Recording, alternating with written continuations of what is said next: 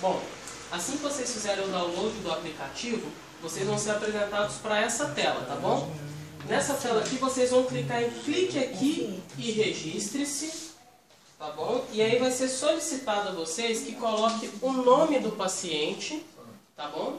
O telefone de contato com o DDD, ok? Um usuário e uma senha. O nome é o nome completo do paciente. O telefone, como eu expliquei, com o DDD, tá bom? Pode ser só um número de telefone. O usuário fica a escolha de vocês, a critério de vocês.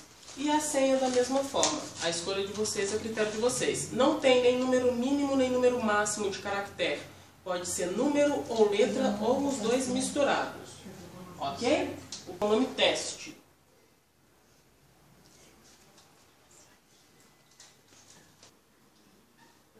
Bom, após vocês terem feito o cadastro e feito o login, vocês vão ser apresentados àquela tela ali, que é uma tela de apresentação, e vocês vão clicar em OK, vamos lá.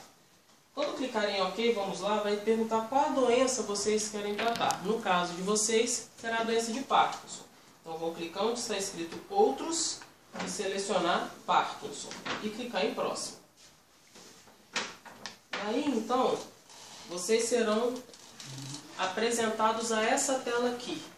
Tem mais de 200 sintomas, ok? Dentre eles, sintomas de outros órgãos, sintomas de dor crônica, sintomas emocionais e os 42 sintomas de Parkinson. Essa parte é muito importante que todos prestem atenção, porque nós herdamos dos nossos pais tendência a adoecer. Não apenas com AVC, problemas cardíacos como infarto, problemas pulmonares, mas também a adoecer emocionalmente, ok? A homeopatia, ela busca o tratamento de forma geral do paciente, não apenas aquela queixa específica, que no caso de vocês é Parkinson. Ok? Então, nessa parte de preenchimento dos sintomas, é muito importante estar bem atento. Vocês vão colocar, os primeiros sintomas que são apresentados para vocês são de outros órgãos e sintomas de dor crônica. Vocês devem colocar os sintomas chamados grau 2 e grau 3 de incômodo, que são aqueles sintomas que já começam a atrapalhar o paciente nas atividades diárias dele. Ok? Então, nesses primeiros, vocês vão colocar os grau 2 e grau 3. Quando chegar na pergunta número... Isso já é para fazermos agora? Já pode fazendo. Só espera terminar essa parte aqui da explicação que vocês já podem começar, tá bom? Quando chegar no sintoma número 34, que é o humor triste e deprimido, começa os sintomas emocionais. É muito importante essa parte da explicação, porque os sintomas físicos, que são os de dores e de outros órgãos, vocês podem tomar como base pós-diagnóstico de Parkinson. Os sintomas emocionais vocês devem tomar como base antes do Parkinson. Por quê? O Parkinson, ele altera completamente o estado emocional da pessoa.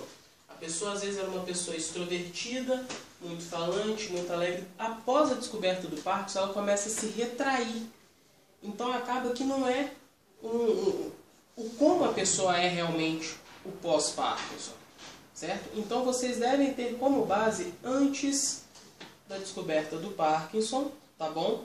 Para fazer a marcação dos sintomas emocionais. Esses sintomas emocionais ajudarão a doutora Isabel a formular a medicação de base, ok? Que será passada para os pacientes. Essas medicações eu vou falar daqui a pouquinho.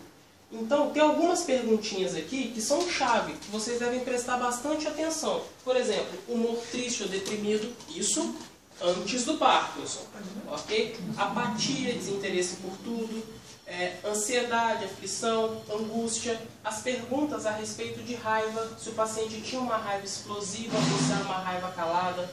É até bom explicar, porque às vezes o paciente acha que raiva explosiva é de avançar nas pessoas. Não, tá, gente? É aquela raiva que solta tudo, que fala mesmo, tá bom? Geralmente é aquela pessoa que sempre tem a resposta na ponta da língua.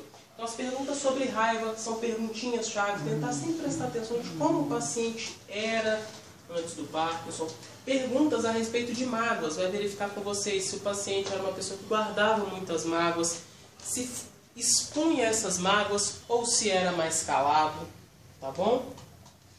Também a questão sobre energia, se era uma pessoa que se cansava muito, ou se era uma pessoa muito apática, ou se era uma pessoa que não se cansava de trabalhar. Todas essas são perguntinhas, são sintomas chaves que devem ser prestados atenção, bastante atenção. E tem também 3 sintomas aqui bem específicos que eu vou mostrar para vocês, que são o número 204, 205 e 206. Esses deve se prestar bastante atenção. Por quê? São sintomas que a gente fala que é de primeira consulta. Sintomas que mostram como era o paciente, características que tornam ele único. Vocês devem marcar se ele era criativo, tinha muitas ideias antes do Parkinson, tá bom? E se antes do Parkinson vocês devem escolher se ele era um paciente introvertido ou extrovertido. Isso é muito importante marcar, tá bom? Escolher entre esses dois. Eu vou dar um tempo, ok? Para que vocês marquem alguns sintomas. Como eu disse, hoje vai ser um treinamento para vocês se habituarem ao aplicativo, tá bom? Bem, após escolherem os sintomas, vocês serão apresentados a essa segunda tela aqui, que é só os sintomas que vocês preencheram. Toda semana vocês vão ter que mensurar a intensidade de cada sintoma, ok? Não vai ser mais aqueles 200 e tantos sintomas que foi apresentado a primeira vez. Vai ser apenas os sintomas que vocês escolheram. No caso, então, em média, deve aparecer para vocês toda semana cerca de 60 sintomas, porque são os que vocês escolheram, mas todos os sintomas do Parkinson. Os sintomas do Parkinson vão ser marcados todos por 2 motivos. Primeiro, caráter de pesquisa. O Dr. Isabel precisa saber quantos pacientes têm determinado sintoma e quantos não têm. O outro motivo é o seguinte: como nós ainda não sabemos nos observar, isso é natural do ser humano, às vezes nós não percebemos que apresentamos determinado sintoma. Vou usar como exemplo um tremor leve. Toda semana a gente estava colocando 0, mas conforme a gente começa a reparar mais em nós mesmos, a gente começa a reparar que tem um pouquinho de tremor. Então, sim, a partir do momento que você percebeu que você tem aquele sintoma, você vai colocar 1. Porque isso é importante para o tratamento, tá bom? Então, todos os sintomas de Parkinson, os 42 vão ser marcados, mesmo aqueles que o paciente não apresenta, tá bom? Nessa segunda parte é que vai ser verificado quando ele apresenta ou não os sintomas de Parkinson. Aqui está sendo apresentado um dos sintomas que eu escolhi de forma aleatória para fazer junto com vocês. No caso, ele é conjuntivite alérgica. Essa escala que é utilizada é a chamada escala de Harvard. É uma escala internacional, tá bom? De mensuração, e ela vai de 0 a 4, onde 0 o paciente não apresenta os sintomas e 4 é o grau mais intenso dos sintomas, ok? O 0 e o 4 geralmente são os mais fáceis de se preencher. Tem que se prestar bastante atenção entre o 1 e o 3, que é o intermediário. Saber graduar. Exatamente, saber graduar. E como vocês vão fazer essa graduação? Vocês vão tomar como base sempre o pior momento dos sintomas. Por quê? O paciente, o parkinsoniano, por exemplo, ele apresenta os sintomas durante todo o dia. Mas não é todo o dia que o sintoma está muito intenso. Tem determinados momentos do dia que determinados sintomas são mais intensos, correto? Com isso, vocês vão sempre se pautar na observação pelo pior momento do dia. Novamente, eu vou usar como exemplo o tremor. Eu sou um paciente parkinsoniano e tenho o tremor. E todo dia pela manhã eu reparo que ele é muito intenso. Ele é grau 3, eu fico tremendo muito que não consigo às vezes nem pegar um copo, porque é perigoso cair. Então, eu vou preencher lá quando eu for preencher o questionário, 3, que é muito intenso. Ok? O 4, ele é o grau de intensidade máxima. Não sei, não posso falar que nenhum de vocês aqui tem o grau 4 de determinados sintomas. Mas geralmente o grau 4 é aquele sintoma tão intenso, mas tão intenso, que acaba deixando o paciente acamado. Para facilitar também, aqui logo abaixo do sintoma tem uma colinha para vocês perceberem como que é essa mensuração. Por exemplo, 0 sem sintoma algum, 1 leve intensidade, só pela manhã no caso da conjuntivite, 2 média intensidade, 2 ou 3 vezes ao dia, 3 intenso. Então é muito importante que vocês sempre leiam essa legendinha que está embaixo sobre cada intensidade, porque isso ajuda na autoobservação. E sempre tomando como base aquele pior momento do dia, tá bom? Quando começar o tratamento, vocês já começam a se observar mais, ok? Em determinados momentos. Isso é um trabalho conjunto entre o paciente e os familiares ou cuidadores, ok? Vocês já começam a se observar mais e vão perceber a melhora gradativa. Então, como vocês vão fazer para alterar o que na semana passada vocês colocaram aquele sintoma como nível 3, colocar como nível 2? Vocês vão tomar como base se o paciente houve uma redução na intensidade daquele sintoma por um período de 4 a 7 dias de redução na intensidade. Por exemplo, todo dia pela manhã o meu tremor era muito intenso. Iniciou-se o tratamento, passou-se um tempo, eu começo a reparar que aquele tremor que eu tinha pela manhã não está mais tão intenso. Eu já consigo às vezes pegar um copo ou algo parecido que não tem tanto risco de cair. Então, e passou mais de 4 dias, que ficou se apresentando todo dia pela manhã, ele nessa intensidade menor. Então, quando eu for preencher ele no domingo, ao invés de marcar 3, como eu marquei na semana passada, eu vou marcar 2, porque houve uma melhora. Agora, se essa melhora se apresentou apenas por 2 dias, meio dia, 3 dias, quando chegar no domingo, vocês vão colocar novamente 3, ok?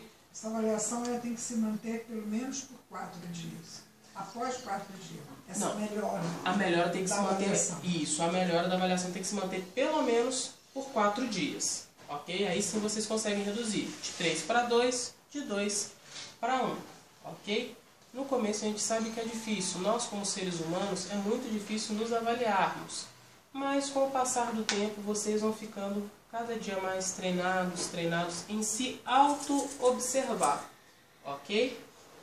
Peçam ajuda também, os pacientes podem pedir ajuda para os cuidadores, para os familiares, ajudar a observar determinados sintomas que eles estão com dificuldade. O olhar de fora é muito importante também no tratamento, ok? Uma coisa muito importante, sempre certifiquem-se que está marcado um dos 4 graus de intensidade no sintoma. Ok? Nunca cliquem aqui em próximo sem pelo menos um desses 4 graus estarem marcados. Por quê? Após clicar em próximo, não tem como voltar. E se marcar errado ou pular, tem que entrar em contato conosco para que a gente apague o nome do paciente no banco de dados e reinicie todo o processo. Então, o mais importante, depois da observação dos sintomas, é a atenção no preenchimento do aplicativo. Porque esse aplicativo ele vai gerar gráficos para a doutora Isabel, que é o que vai dar os parâmetros para que ela saiba qual o momento ideal de aumentar a medicação, qual a dose que deve ser aumentada, ok? Ele vai dar muitas informações para a doutora Isabel. Mais adiante vocês também vão ter acesso aos gráficos com as melhoras de vocês, tá bom? Então, muita atenção. Nos primeiros dias pode ser que demore uns 40 minutinhos para terminar de responder tudo, porque sempre fica aquela dúvida em determinado sintoma. Depois, com o passar do tempo, coisa de 10 minutos vocês já responderam. E apenas uma vez por semana. Ô, Vinícius, deixa eu fazer uma pergunta. Sim. Aquela parte, por exemplo, você deu ali, conjuntivite alérgica. Sim. A pessoa, às vezes, não tem condição de ver imediatamente se é uma conjuntivite alérgica ou não. Olha, a conjuntivite alérgica que eu coloquei ali no caso foi realmente só um exemplo. A conjuntivite alérgica ela tem umas características um pouco diferentes da conjuntivite convencional. Quer ver? Só um pouquinho. Bom, ao final de todas as mensurações, vai ser solicitado para vocês que coloquem lá a pressão arterial do paciente, glicemia, inspiração por minuto e batimento por minuto, ok? Geralmente, batimento por minuto, pressão arterial, vocês conseguem com aquele aparelhinho eletrônico. Os que tiverem condições de colocar sempre o batimento por minuto, a inspiração por minuto e a glicemia, principalmente os pacientes diabéticos, é importante colocar, principalmente a glicemia. Os que não tiverem, puderem colocar só mesmo a pressão arterial, todo domingo, no final, pode também colocar, tá tá bom? É imprescindível a pressão arterial. Por quê?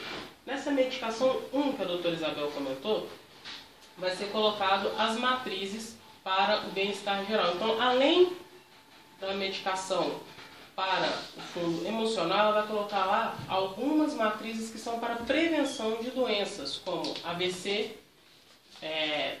infarto do miocárdio, tendência a problemas pulmonares e também diabetes.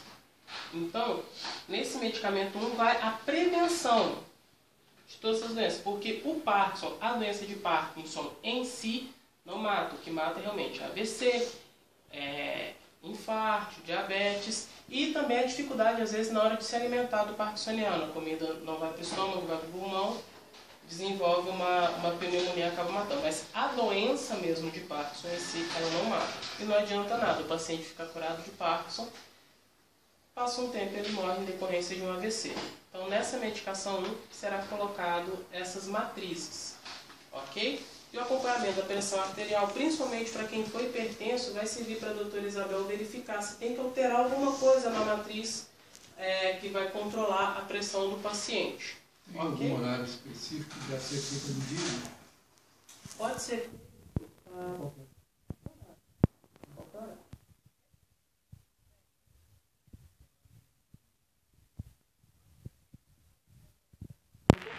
horário que o senhor quiser.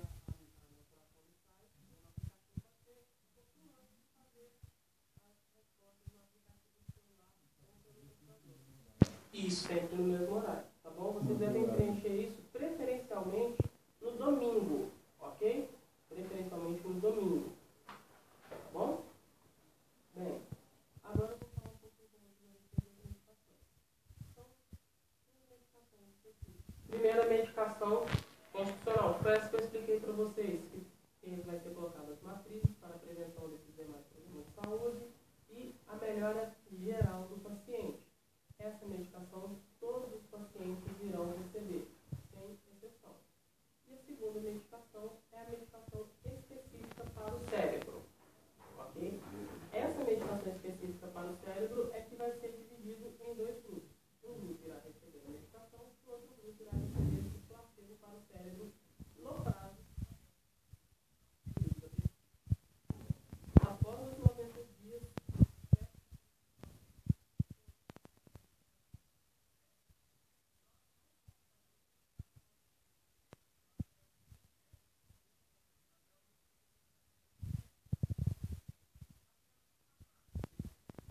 apenas os nomes, eles vão colocar no programa de computador onde vai ser feito o sorteio. Ao final dos 3 meses, que é o período da pesquisa, vai ser enviado para a gente novamente os nomes com os códigos de quem tomou o quê, ok? Não significa que quem cai no grupo de placebo não vai ter melhora alguma durante o tratamento. Comparado com quem já vai estar tomando a medicação de cérebro desde o início do tratamento. Só enfatizando, isso apenas por 3 meses, tá bom, gente? Que é o período da pesquisa. Passou os 90 dias, todos recebem todas as medicações e o tratamento continua até o final, que é em cerca de 1 ano e 3 meses. Tá bom? As duas medicações vêm em um vidrinho só, ok? São essas bolinhas. Vocês percebem, ela é em vidro escuro que ela é colocada, quando o armazenamento tem que ser em abrigo de luz. Não pode ficar próximo de nada.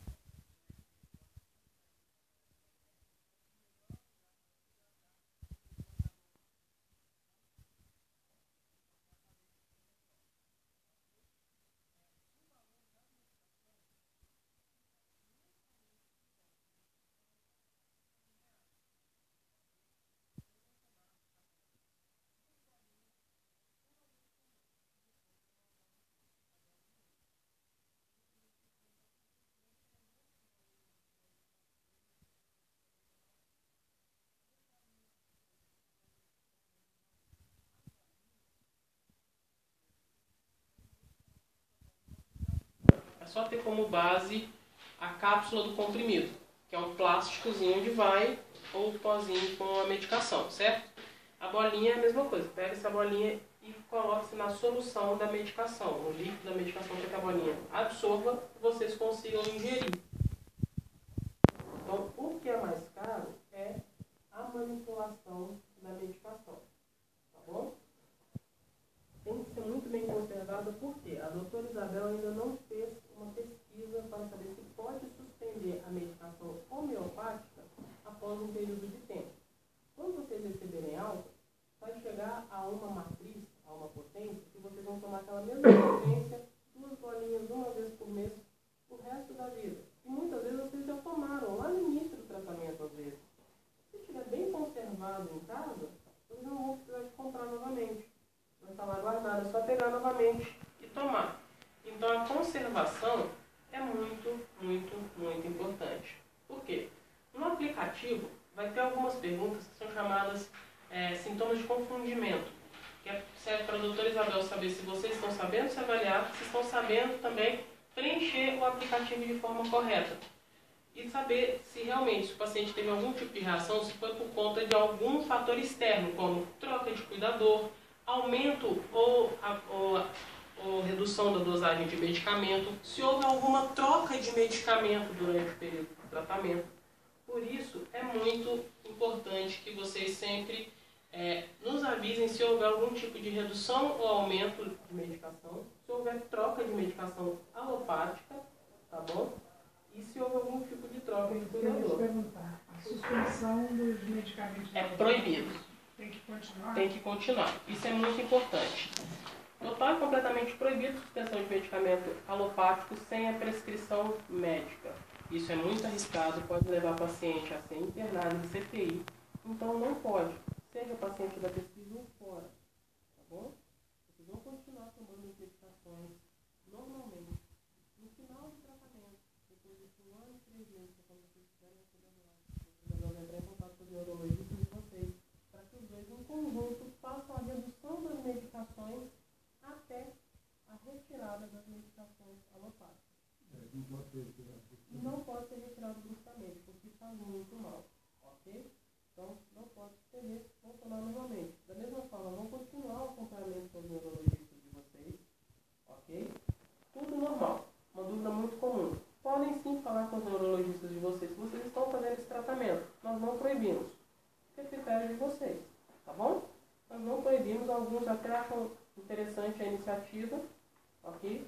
Então, sem problema algum. Muito importante falar agora a respeito da primeira consulta. A primeira consulta nós marcaremos e enviaremos por e-mail. Por isso, muita atenção no e-mail de todos vocês. Toda a nossa comunicação será feita por e-mail. Então, verifiquem sempre caixa de spam, se o e-mail por acaso foi direto para a lixeira, para verificar se tem algum e-mail nosso. Toda a nossa comunicação vai ser por e-mail. Ok? A primeira consulta será agendada por mim. Também tem o boletim, tá bom, gente? Vai estar todo dia 10 no nosso site, como eu falei lá no início da reunião. Verifiquem lá também que vai ter os nomes de quem foi já agendado, quem ainda não foram, quantas reuniões já tiveram, tem mais informações a respeito do tratamento e da pesquisa, tá bom? As primeiras consultas eu vou enviar por e-mail para todos vocês. Existe uma pergunta. Essas consultas você marca com prazo de Sim, vocês que são de fora de Minas Gerais, será dado mais ou menos um prazo de 15 dias de envio de e-mail até a data. Eu preciso de Não, claro. prazo, né? Isso. Os pacientes de dentro de Belo Horizonte será mais ou menos 1 semana que será o prazo. Os pacientes de fora do estado de Minas Gerais será dado um prazo de 15 dias para que possam se organizar para comparecer à clínica. As remarcações são proibidas. Por quê?